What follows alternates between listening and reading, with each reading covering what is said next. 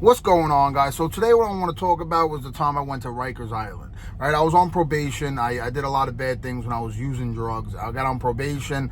I ended up violating probation, but I went on the run for a little bit, got clean, and then just never dealt with that. So it ended up coming back to bite me in the ass. I ended up doing 30 days on Rikers Island. Now, the way that went was I went in front of the judge, and he goes, "I'm offering you 30 days. And I said no. And he said, remanded. I didn't know what that meant. I went in the back. I'm thinking I'm about to get released, and they tell me the bus is leaving in 30 minutes. I said, yo, look, maybe he didn't hear me. I told him no. I turned down Rikers Island. I'm going home. They're like, you're not going home. So now I started crying. I'm being honest with you. I was very, very scared. I'm not a tough guy. I never was. I never portrayed myself to be. I was a drug addict, and I always had a big heart, and I was always really scared deep down. That's just who I was. So when I went to Rikers, at first I was sitting around people who were there for like drunk driving and not so much serious crimes, and it was okay. I met a couple people from Staten Island, a couple people I knew.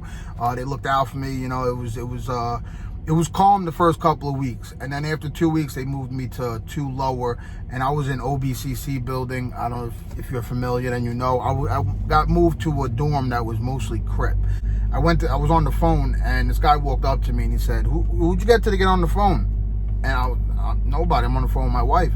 He goes, step in the bathroom. So now I always knew if somebody challenged you to fight, you fight. There's no backing down. So I walked into the bathroom, right? I put my hands up, and this guy fucked me up. I'm not gonna lie to you, he fucked me up, right? But as soon as I hit the floor, he backed up. He said, go ahead, go make your phone call. And after that, they left me alone. It's like they kind of gave me a little bit of respect. But I was only there for 30 days. After I did my 30 days, I went to court, and I knew they were gonna release me from court. So I gave away all my shit, and that was really it. I mean, I had family that gave me money while I was in there, so I was able to get commissary. And because of the Wu-Tang tattoo on my leg, I was called Shaolin the whole time in there, which was cool. One of the craziest things I saw, though, when I was in there, one day we were sitting in, we were in our dorm, and the captain walked in with this guy, right? She walks in the middle of the dorm, and she goes, this man's here for touching a 9-year-old child. Do what you got to do. And just walked out.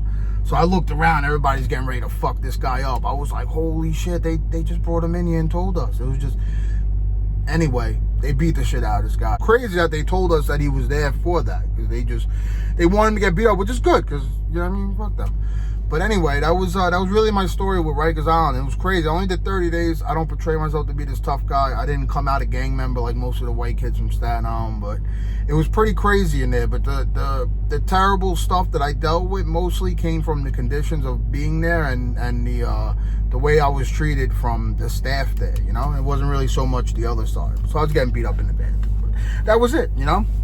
You guys have a great day. That was my story about Rikers Island. Follow for more videos, like, subscribe, and check me out on all the platforms. Shaolin's Funny Guy on TikTok, Instagram. I do comedy too. It's not just a serious stuff. You guys have a great day. Much love.